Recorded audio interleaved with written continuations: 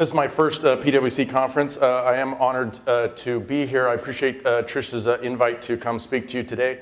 I have been impressed and somewhat inspired also. I appreciate the young woman's comments. I was moved by those. Nope, that was lunch. But it was still very inspiring to hear, and I agree with what she said. Today, I'm going to be able to talk about a topic that's very passionate to me, and that is training, especially as it applies to human factors. Why do we need to import human factors training into what we do?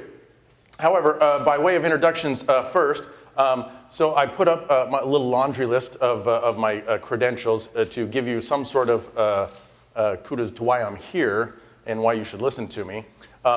It's not that great of a list, quite frankly, but I forgot to put that I'm currently employed at Portland Tower in Oregon. But unfortunately, despite this, when I leave this agency, I'm going to be remembered for one thing and one thing only, and that is my similarity to a mentally challenged axe murderer. I got that nickname my second week in the agency, and it's stuck ever since. So there you go. You heard it from Sling Blade. So first of all, let's talk about why we're here. What are we doing here? Training. Let's talk about training first before we talk about human factors, right? So I go out and I provide our recurrent training. Now, if you don't know, everybody that's operational, front lines, down to controllers, everyone that is operational is supposed to get this 4-hour instructor-led course every 6 months, okay? This is some of the comments that I've heard as I conduct this training. Recurrent training is useless. Yeah, okay, what are you going to get out of it? What you put into it? I like this one. Just let me get back to work. Okay, we're trying to train you so that, but I digress. 4 hours of my life I'm never getting back. And my favorite, I'm not into this touchy-feely garbage. Literally heard that. A woman got up and walked out of class because she was not into this touchy-feely stuff we call recurrent training. Blew my mind. I'm still trying to see, where those two fit. But this is kind of the challenge that we're fighting as it comes to recurrent training. I think you probably will also experience that, whether you're frontline, trying to provide skill enhancement, part of a training team, something like that. Sometimes we have these mental blocks. Now, shift gears for a second. The US Navy in 2017 didn't have a particularly good year.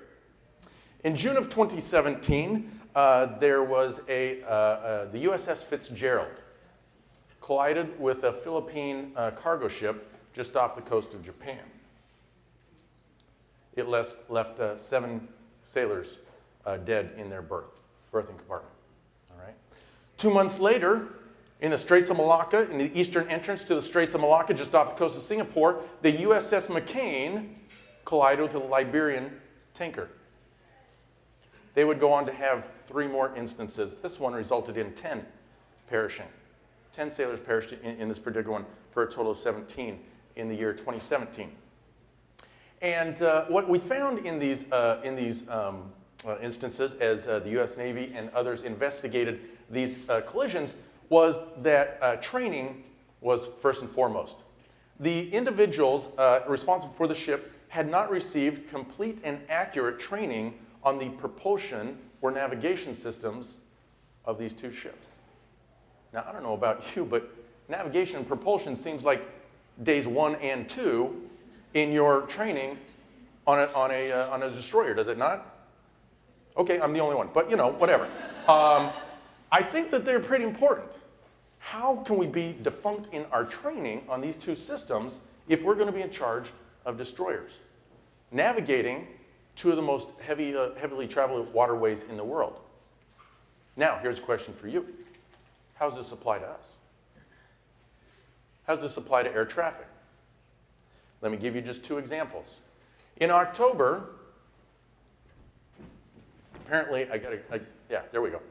She told me that it would only go so far. So if I'm over here, I got to run back over here to advance my slides. For more than a decade, we have been talking in air traffic about this IFR-VFR conflict resolution. There exists a mentality amongst our workforce that, especially in an en route environment, Can't vector VFR aircraft at any altitude. Can't do it. They trained this for decades. Can't turn a VFR aircraft under any circumstances. All right? Or even worse, VFR pilots are responsible for see and avoid. I have zero obligation to a VFR aircraft. Anybody ever heard this? Anybody ever thought this? You know what? Keep your hands down. Statute of limitations has not run out, so I'm not going to make you self-report. But where's that gotten us? Okay?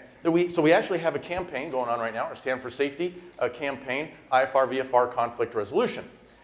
Here's an example from October 2017. Comes from the West Coast.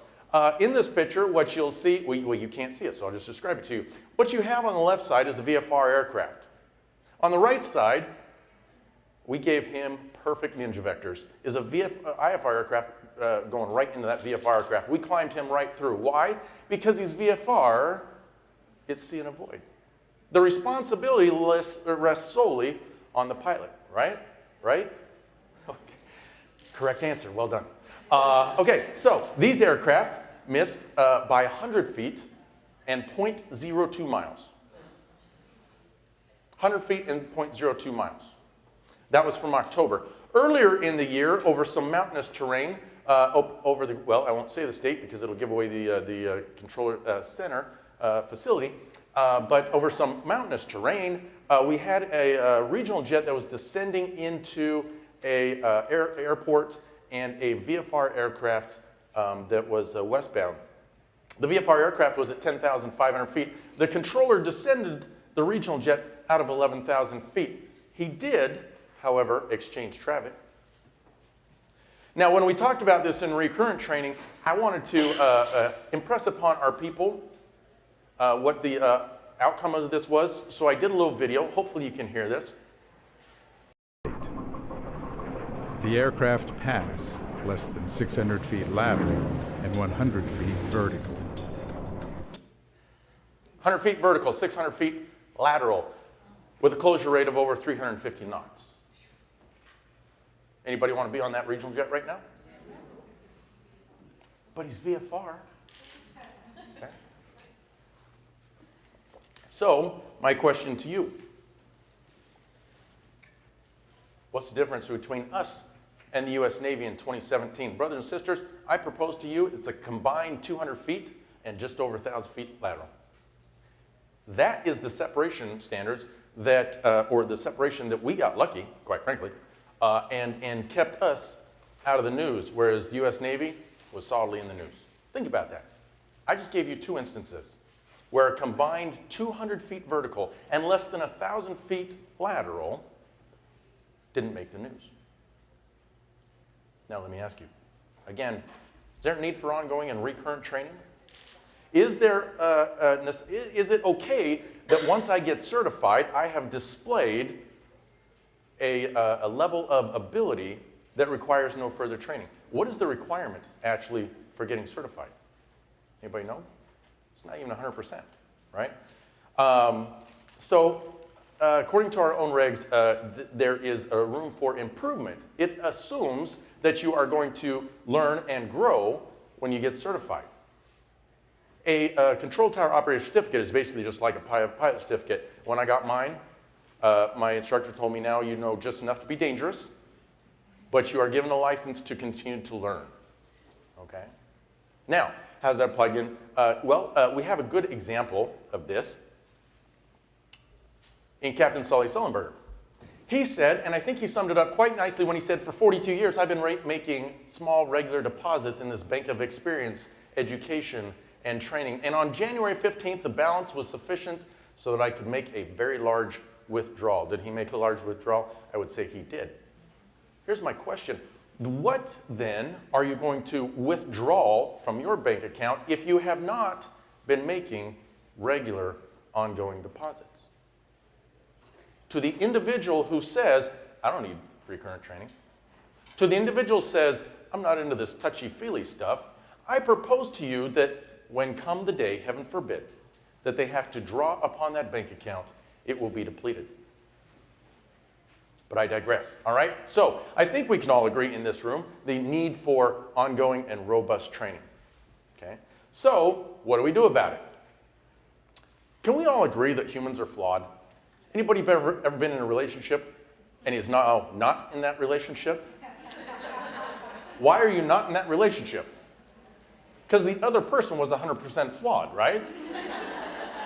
We got it nailed down, but the other dolt, don't even get me started on them. Humans are flawed. How flawed are we? That's the real question. Here's a sobering statistic for you. Do you realize faulty eyewitness testimony has been implicated in at least 75 of DNA exoneration cases, meaning in 75% of the DNA cases that were overturned by DNA, the reason that conviction happened in the first place was due to eyewitness. How reliable are we? Here's a little experiment for you. Where's the black dot? Depends on where you look, right? You can't find it. Or, how many of those are moving? Actually, it doesn't look that bad from here. Well, that was a wasted slide. 30 seconds of my life I'm never getting back. Now I kind of understand where they're coming from. It's on the guy who's developing the content. It's his fault, all right? How reliable are we as humans? We have some flaws, right? Now you might be asking, then why not replace the human with technology? Wouldn't that be a good solution? No? You say no? Why do you say no? I didn't realize this was going to be interactive, but it is now. Speak into my microphone. I don't know, why do you think that's not, why aren't we ever going to replace the human? Because humans are resilient and can make judgments in emergency situations that have not been experienced. That was brilliant. I didn't even tell her to say that. But just in case you didn't hear it, she damn near quoted my study here. So let me just go ahead and read it to you. Well done. You know what? You take the afternoon off. You have got this dialed in. You don't need to be here. So, just take off whenever you want. When it comes to making split life-second decisions, all right, why do we need the human? Let's see. Artificial intelligence is a long, long way from being the equal of highly trained, deeply experienced pilots. There's that word again.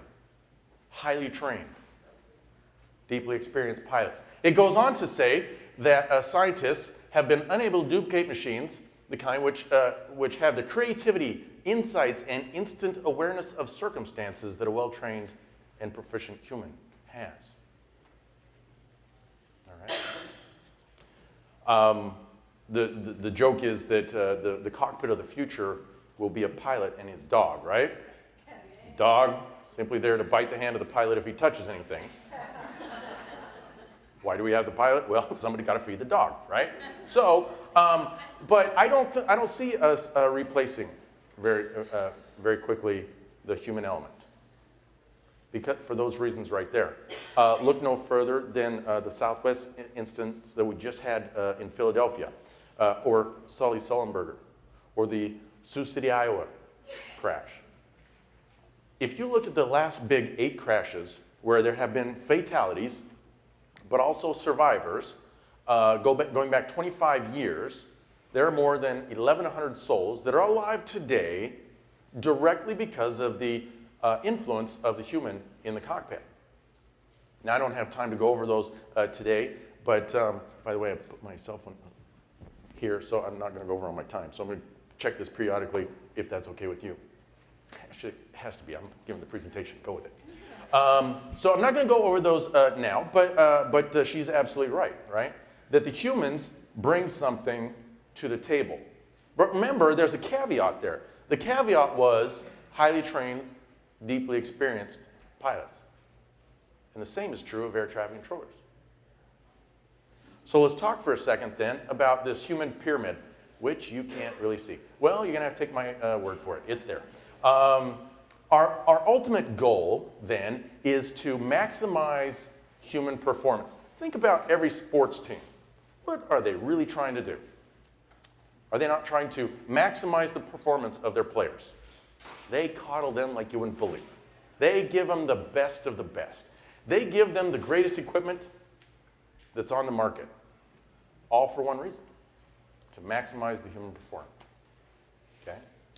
Well, if that's true in sports, then shouldn't that be true in a safety industry like ours? Of course it should. So at the base of this human performance triangle, we have our task component, all right? These are going to be our procedures, the equipment that we work with, that sort of thing, the tangibles, and I even have examples there, which again, you can't really see, so I'll read them to you. Airspace, equipment, procedures, and the work environment in which we operate, okay? Here's the problem.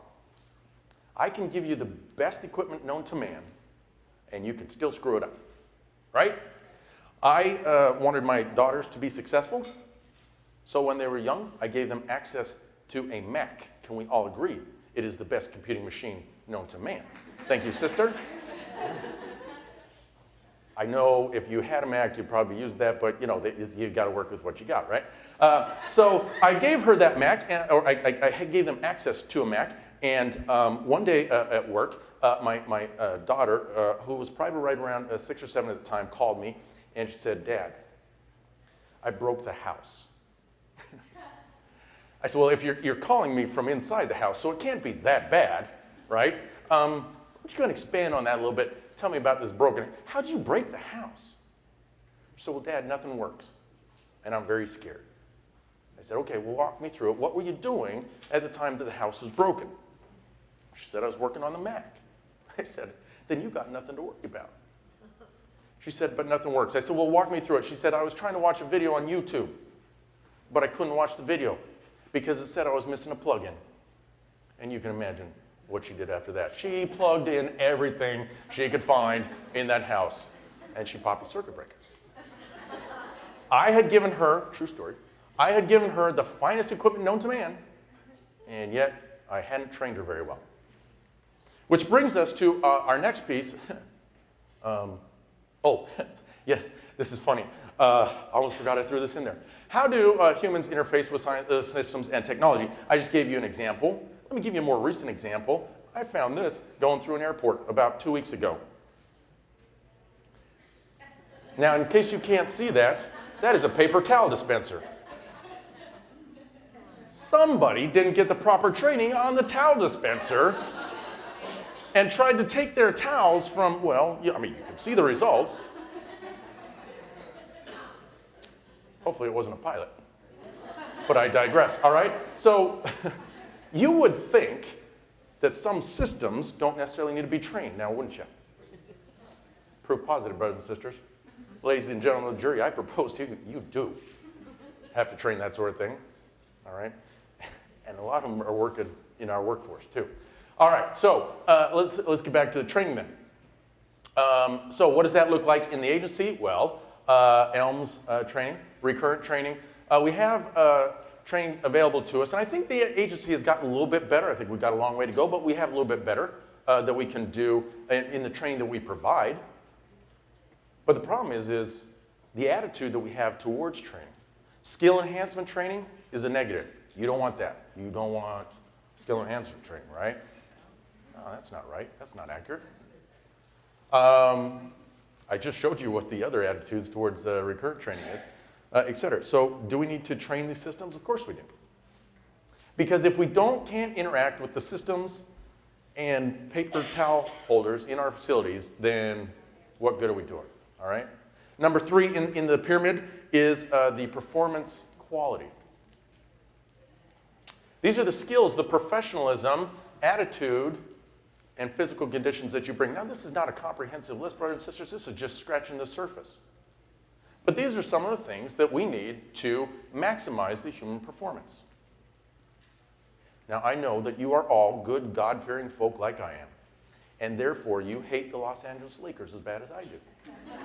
So you will recall back to 2003, 2004 season when they stacked that team. Kobe, Shaq, they stole my Karl Malone from my beloved Utah Jazz. They even took Gary Payton from the Seattle Supersonics. People said, why are we even going to play this season? Give them the trophy right now.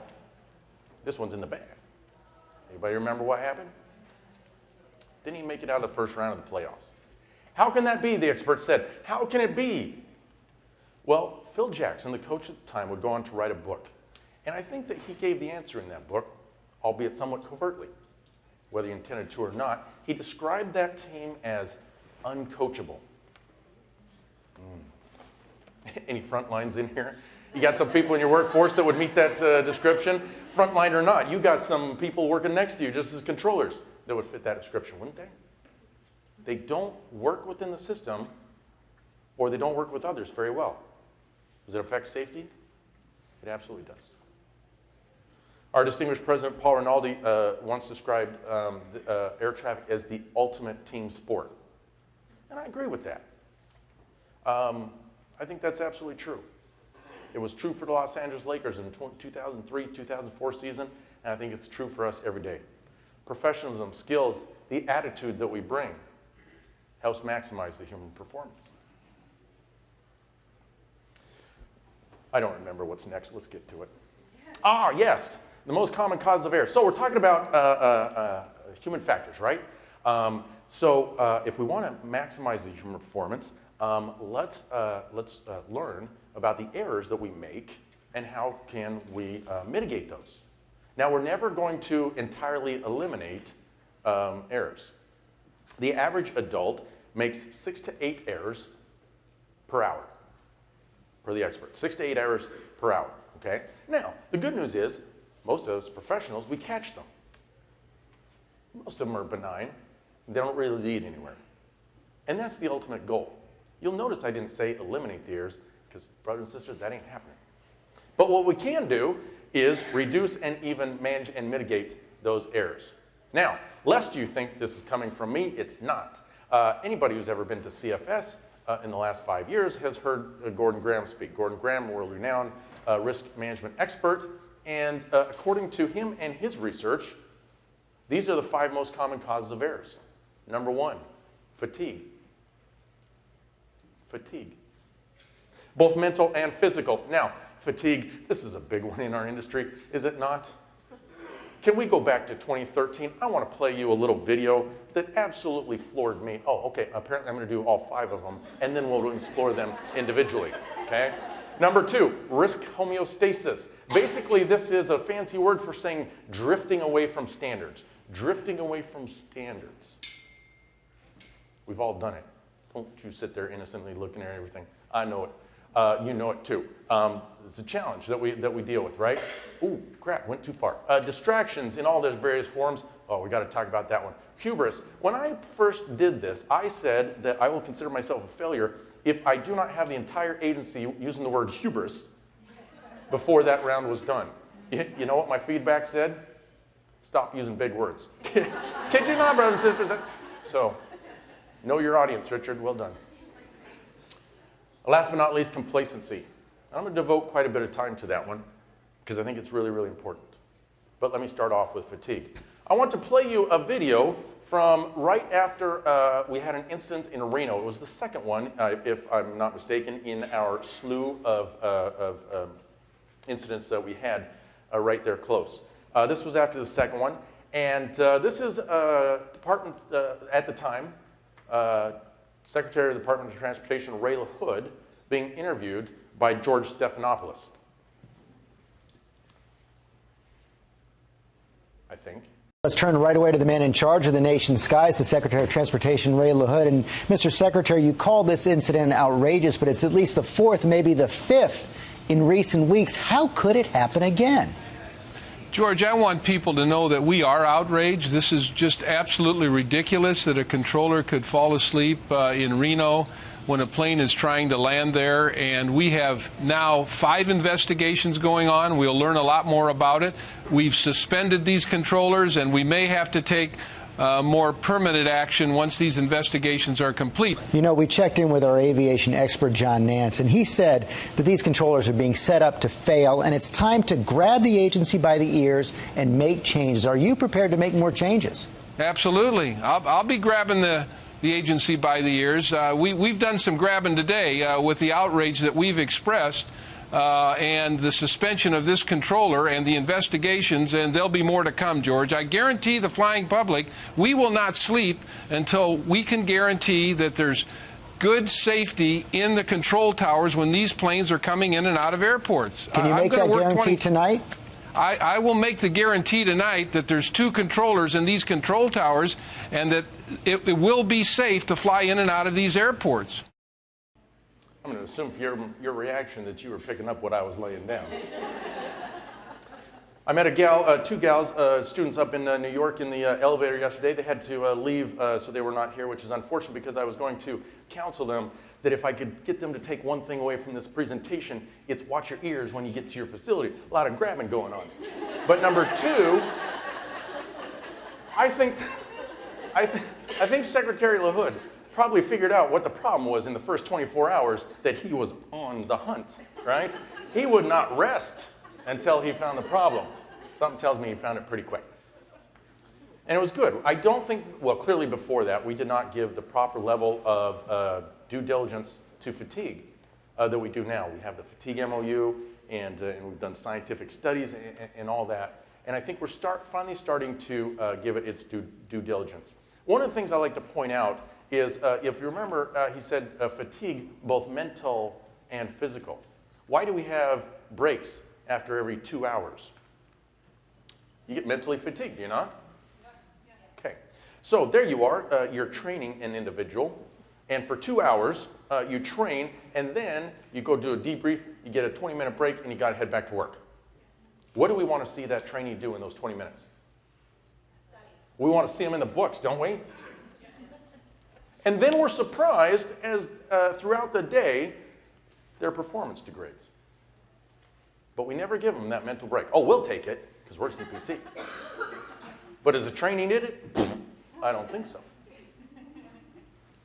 I think we're not getting very smart on the way we do conduct some of our training. And that's one area. All right. Risk homeostasis. Drifting away from standards. Tell me if you have ever heard these statements. I can't turn a VFR aircraft. Nothing wrong with leaving off the call sign. That's kind of encompassing of all sorts of phraseology issues, is it not? Oh, my big one. I assumed that he or she knew that.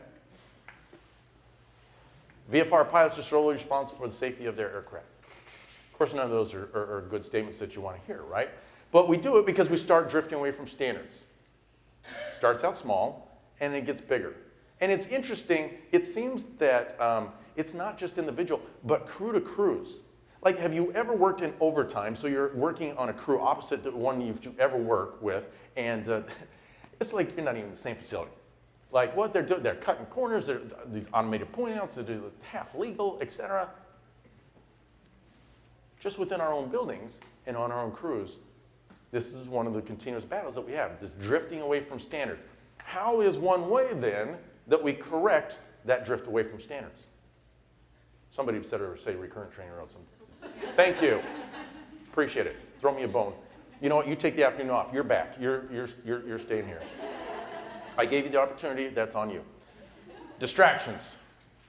Distractions. You know, it's unfortunate. Whenever we talk about distractions, what do we automatically think of? Cell phones, right? If we could just get rid of those damn cell phones, we'd have this problem licked. Distractions wouldn't be an issue.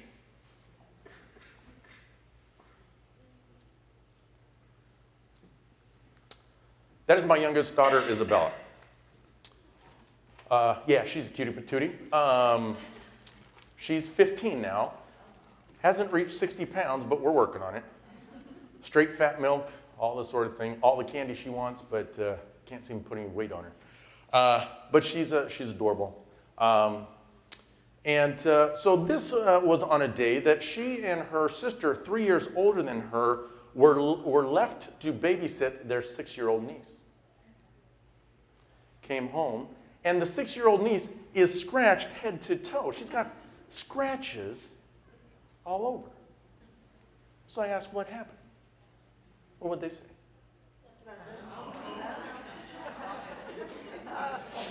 Apparently I got a couple parents in here. Well done. It's not just me. Yeah, fight club. Fight. Okay. All of a sudden I feel really good as a parent. Wow.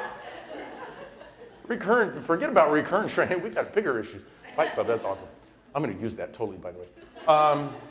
So if they're not very forthcoming with the information, That's probably something you should investigate a little bit more, is it not? Teenagers today's teenagers, where do you go if you want more information? Darn right, and that's what I did, and that's where I found this picture. Actually, I apologize, this is not this is the complete picture.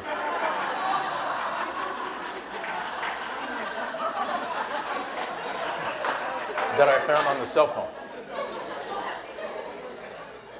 That's not doctored, ladies and gentlemen. That one is, that one's not.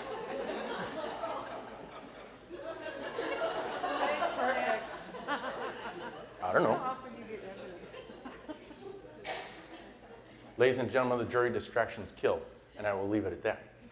All right, number 4, hubris. Confident versus cocky. You know, Gordon Graham, the aforementioned risk analysis expert, I really like what he said about this. He said, confident personnel are an asset. Confident personnel are an asset. Cocky personnel are a problem lying in wait. And I believe that's 100% true. Because it's those individuals that feel that they don't need to be putting those deposits of training and experience in that bank account in case they got to withdraw from it one day. Here's a statement, I really like this. He's basically saying that man has not changed. Women, your example. Man has not changed. The errors that he will make can be predicted from the errors already made. Gordon Graham would go on to say, we're not inventing new ways to blow up nuclear power plants. Firefighters, police officers, they're not inventing new ways to get themselves in trouble. Oh, sure, they might put a new spin on it. But the underlying root causes are all the same. Air traffic controllers, we're not inventing new ways to put airplanes together. No. We've been repeating those things, those themes for many, many years, have we not? But what is the end of that? Why does that still happen, right? Confident personnel are an asset. Cocky personnel are a problem lying in wait. Because while things may be looking to go fine until it's time to draw on that bank account and there's nothing there, a cocky person, individual, the flaws start to come out. Okay? Hubris, it's bad, all right? And last but not least, I want to go to complacency. Complacency. Repeating a unsafe task does not take the inherent risk out of it. When you go do your private pilot training, you are taught to use a checklist, are you not? Now, professional pilots who have 15,000 hours, guess what they do? They use checklists, right? Why? Because there's inherent risk in every time you take off. There's inherent risk every time we sit down at the scope. Where we assume position, there's an inherent risk in moving thousands of pounds of metal in ridiculous high speeds through the air, okay? Now, that risk can be mitigated, but we have to be careful that we don't become complacent. Definition of complacency from Webster's dictionary: self-satisfaction, especially when accompanied by unawareness of actual dangers or deficiencies. Okay, apparently you can't all read that because I think it's very funny. It says, see, I can't even read it from there. It says, apathy comes before calamity. Look it up.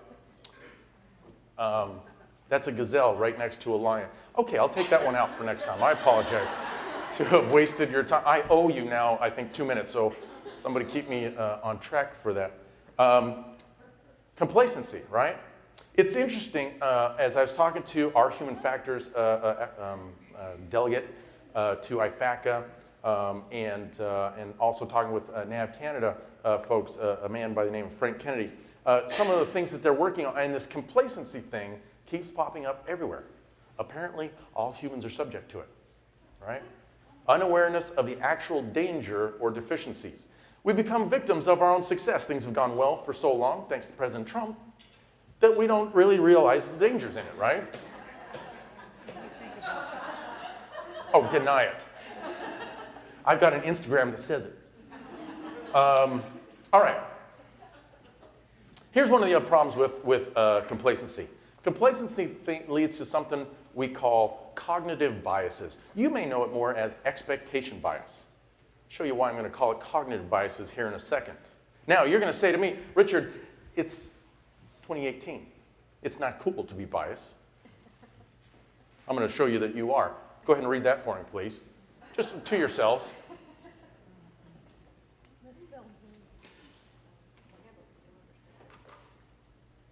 Anybody have problems reading that? Why can you read that? Well, the answer's right there. But, again, as a mechanism for I was about to say self-improvement, defense mechanism, the body compensates for lack of information, right? So you are able to read that based on some biases that you have because of the education that you have and being able to learn this thing, okay? So don't tell me you're not biased, because you are. Now, here's how it works. For us humans, we see, we hear, we interpret, all right? We are being bombarded with so much information at any second that our bodies cannot take it all. In fact, we start to filter that information. There are millions and millions of bits per second bombarding us, and of those, we can probably only handle about 7 or 8. Kid you not? Came from a study out of the University of Texas. Go Longhorns? Yeah, I don't like them either. All right? So this study proved that, that we're being bombarded all the time. So we take that and we put our main players, the ones we choose, go on our mind's center stage. So of taking of all that information, what are the chances that each one of us are going to pick different pieces of information on which to put on our main stage? 100% actually. Remember when we said that eyewitnesses are really, really bad? That's why, okay? So from what we see, we hear, we interpret, in our mind we create a story of what's going on, of what our situation is. And from that story, we develop feelings and emotions. And those feelings and emotions are going to dictate our actions and our behaviors. This is the way we process things. Here's the question, though. What if your story is wrong?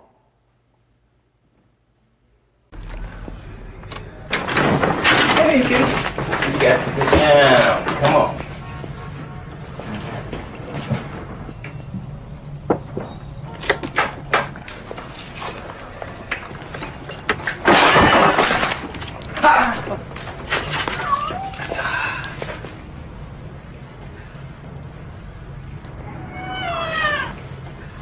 Has a fractured fibula, given a mild sedative, so I could be able to go on tomorrow.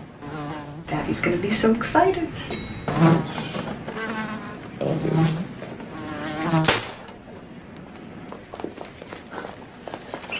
That killed him.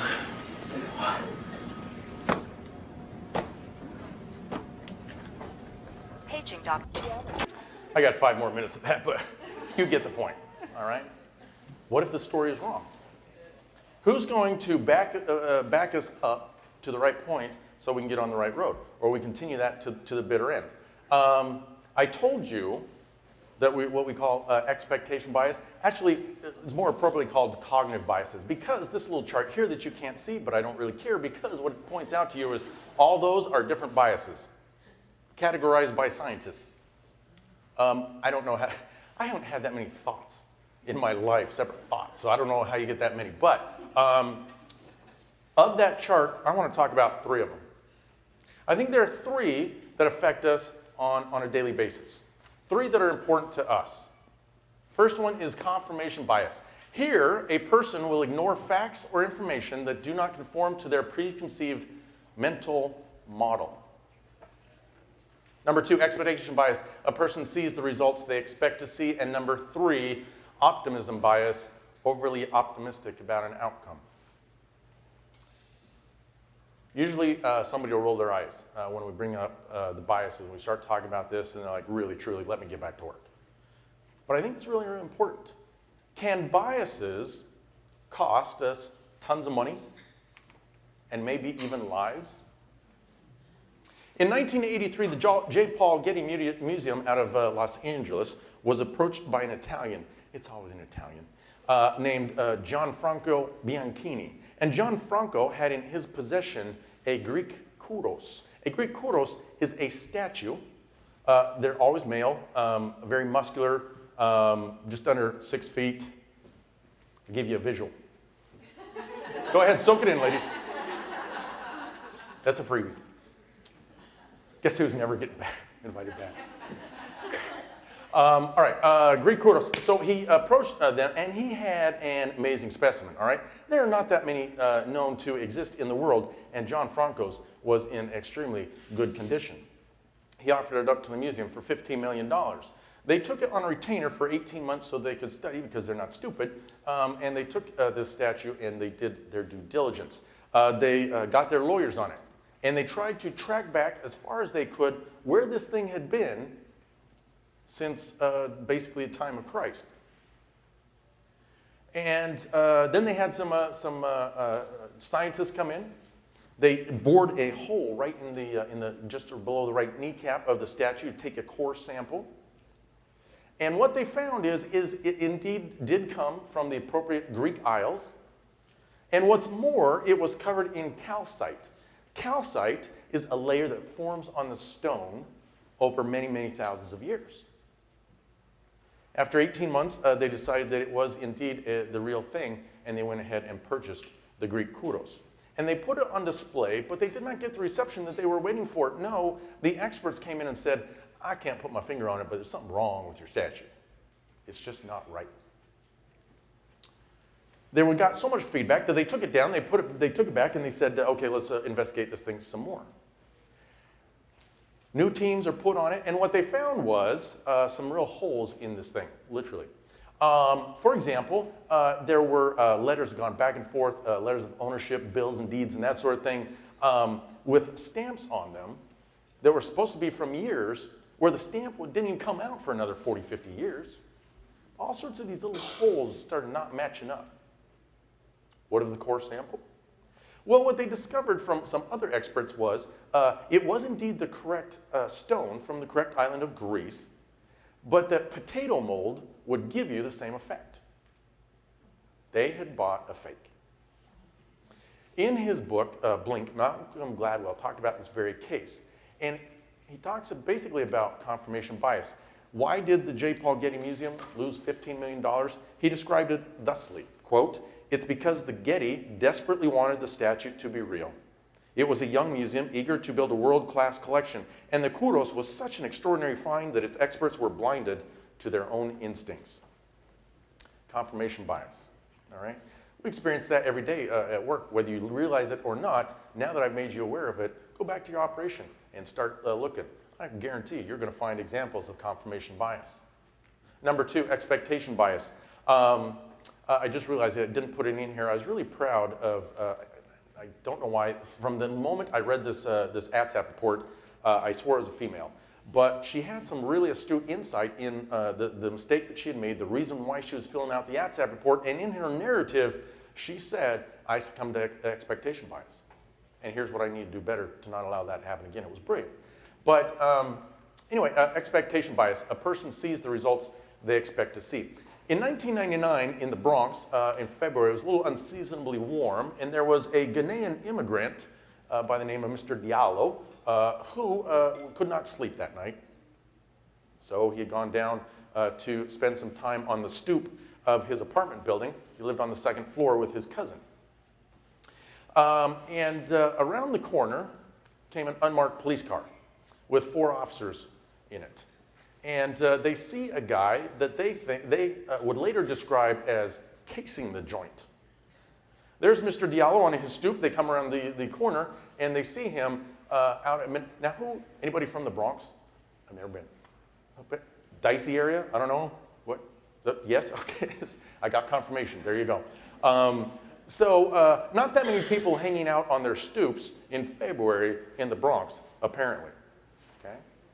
So they thought that was a little weird. So they pulled over to question Mr. Diallo. Now, Mr. Diallo is not stupid. He sees 4 large white guys. By the way, they've got their flak jackets on, so they look even bigger. He decides, I'm not hanging around for this show. I think it's time for me to go back to my apartment. And he turns and he heads back for his apartment. Officers Murphy and Officer Boss jump out of the front seat to question Mr. Diallo, and they see him retreating. Now, what does that tell them? He's up to no good, and he's running. So they pursue him, all right, up to his second floor apartment. Mr. Diallo goes for his keys. As he pulls them out, the officers see what they will later testify was a gun and open fire. The two officers still in the car hear shots fired, and so they join in. In all, more than 41 rounds are emptied out of the guns of the officers. Okay. Mr. Diallo perished.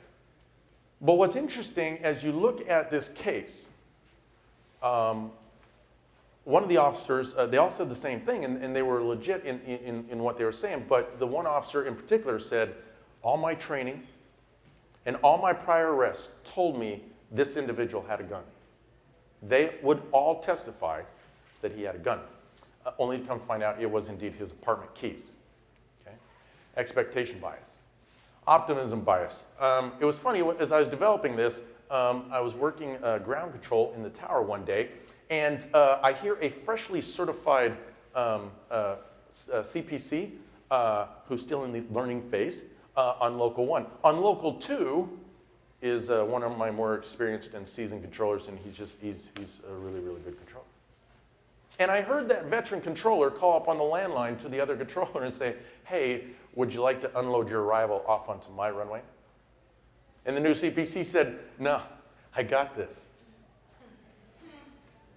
Optimism bias. He was the only one in the tower at that time that could not see the outcome of this situation. It resulted in a go-around, is all. Still not a desired aircraft state, but a go-around's not bad as things go, right? But this gentleman did not want to suffer what was coming. What was coming? Harassment and ridicule, because that's what we do, right? And he knew it, and he didn't want to, so his optimism bias got in the way. He was the only one that could clearly see that this was not going to work. And he rode that pony all right to the bitter end. All right, I want to leave some time for questions and answers. So I want to close with this. Safety isn't inherently built into systems. Machines don't care about the outcome of any given situation. Safety is something that humans create by identifying, managing, and mitigating risks at all levels of an organization. And if anybody asks you where you heard it, tell them you heard it from Sling Blade. Thank you. I will take questions at this point if anybody has any. Apparently I was very thorough. Any questions at all? Y'all know that there's a break coming up and you just want to get on. I get it, I get it. So, okay, I actually don't know what your program agenda leads into, so I will turn it over to somebody else. Thank you.